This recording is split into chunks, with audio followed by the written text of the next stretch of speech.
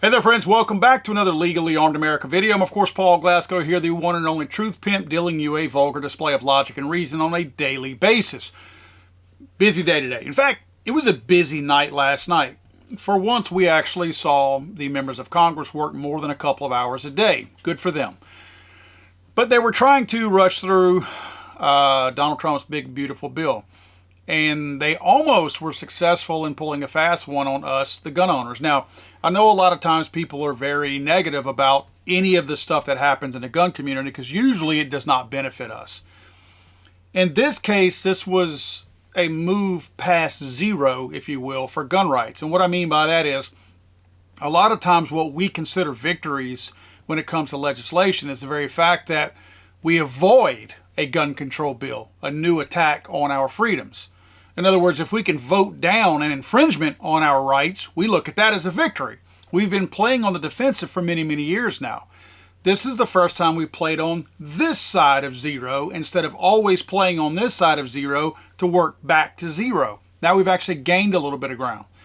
What I mean by that is obviously you guys have heard us for the last couple of weeks talk about the Hearing Protection Act. You guys did an absolutely incredible job of hammering the switchboard at Congress and getting them to change their minds because what they wanted to pass, and there was some dirty stuff that went on here, you guys have heard a lot about it.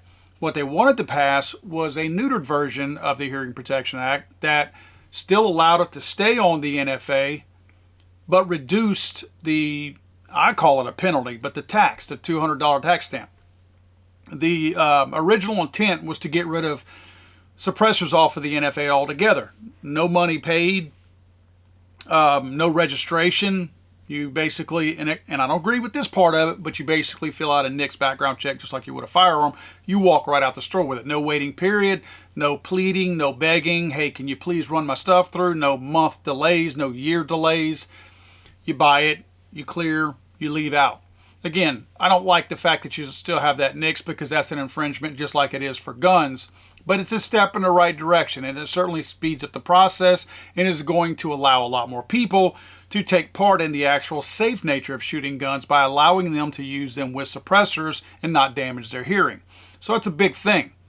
Now, problem I have is I still don't like that NICS part. So I'm still going to hold out at some point, not now, but at some point, Representative Cloud is working on a bill called the Shush Act that makes it like an accessory. Basically like a sling or a holster.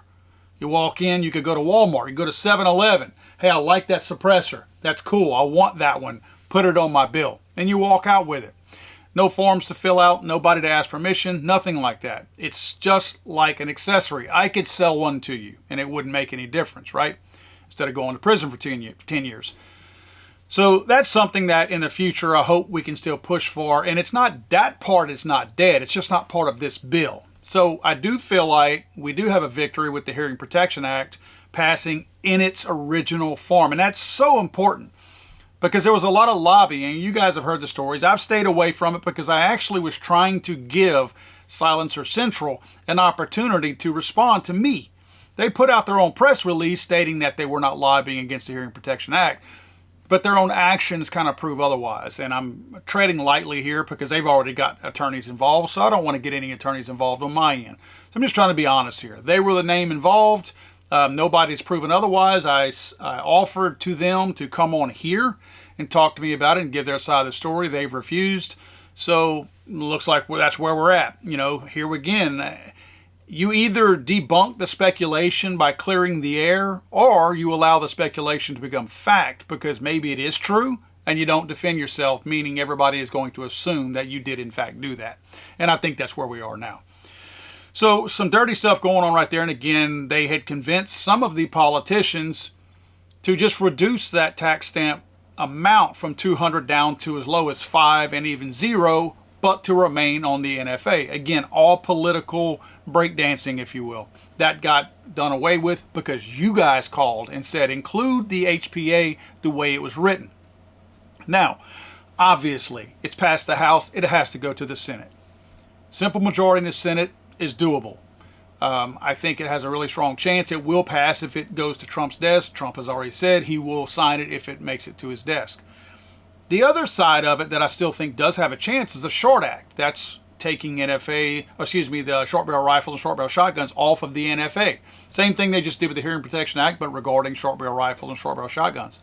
That should be a thing. The reason why we didn't get that, quite frankly, is the fact that politicians, more specifically rhinos, Republicans, are butthurt. They're butthurt because you told them, we're not going to accept this neutered version of the Hearing Protection Act. You pass it in your entirety or we're going to vote you out. The problem was, since that one was the one that had the most momentum, we really stuck to our guns on that one, and we said, oh, by the way, if you don't mind, please pass the Short Act also. Well, they disregarded that. That was their way of saying, okay, you want to be jerks and call my switchboard and tell me what I have to vote for? I'm the elite. I'm the politician. I do whatever I want. Okay, I'll pass your HPA the way you wanted it, but you're not getting the Short Act. It's like a petulant child. A petulant child. They don't like being told what they're supposed to do, even though they work for us. So they want to get the last laugh, and their last laugh was not passing the Short Act. But it still has a chance, because remember, this whole bill goes to the Senate. If the Senate says we need the Short Act, I think that we have people like Senator Mike Lee is probably our best hope right there for getting the Short Act put into this big, beautiful bill. So if Mike Lee can get other people to say, yes, we're going to include this along with the Hearing Protection Act the way it was originally written, it won't go straight to the president's desk, because that was a change made. For those of you that might not be aware, I'm going to give you the 30,000-foot view. If the House sends a spending bill to the Senate and the Senate makes any changes, it has to go back to the House for the House to approve those changes or to modify that, which makes it go back to the Senate again for their approval. So it can go back and forth a number of times, and I think we kind of want to prevent that because it takes more time. I think these people are going to try to ram this thing through because they all want to go home. They're on the verge of their long extended summer break. But at the same time, I think that we have a chance here, because I do think that we have the momentum, I guess. I think people have seen that their phone calls and their emails to members of Congress actually moved the needle and made a difference, because they had to change that neutered version of the Hearing Protection Act that they were trying to slide in and sneak through. So if we can get that same amount of effort and energy towards the Senate, aiming at the Senate, I feel like we can convince them, yeah, thank you, let's pass that HPA, but hey, the Short Act also, we'd like this in this big, beautiful bill also. Because right now it's just kind of a beautiful bill. It's not a big, beautiful bill. Let's make it big and beautiful, right? So I think that's where we're at. I think that once we kind of gather ourselves, because everybody right now is, a lot of us in the gun community, including GOA, FPC, Second Amendment Foundation, a lot of folks are working on this right now and trying to push people to reach back out and get the ball moving again regarding the Senate. As soon as we have any kind of word of when that time is to start, which you could do it now, certainly doesn't hurt. The people are still there. The same people who are going to vote on it are there today that will be there once we actually cut the tape and tell everybody to run. So you could do it now, but we're going to do the same thing we did last time, get you guys a script that helps you speed through and get right to the meat of what you're trying to disseminate to these people. So we'll work on that, get that out to you all. So be on the lookout for it. And not just from me, from a number of other content creators out there regarding the Second Amendment. Again, guys, you did it. Y'all did it. Y'all moved that needle. I mean, it wasn't moving. They were really, really convinced that, hey, these dummies in the gun community will be okay with a neutered version of the Hearing Protection Act because they're stupid and we're going to give them something so they'll take it. We told them, no, we don't want your garbage. Give it to us the way we asked for it. And they did. That's a big thing. Members of Congress have massive egos, and they like to think that the buck stops with them. And we proved to them that it didn't. Again, the downside to that is they take the Short Act and dump it to try to give us, or at least themselves, the last word. Maybe we can get the Senate, because there's less people in the Senate, obviously. We're only talking about 100 people instead of 435, right, in the Congress.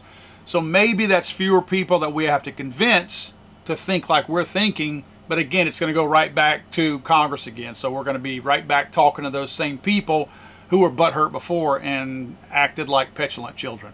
So be on the lookout for that, guys. I'll get that out to you guys as soon as possible. Once again, thank you so much for doing that, making that push, getting this thing across the finish line, at least regarding the Hearing Protection Act. I think that's a huge thing, and it's nice to be in the black now instead of always being in the red and fighting back to zero. This is a big deal.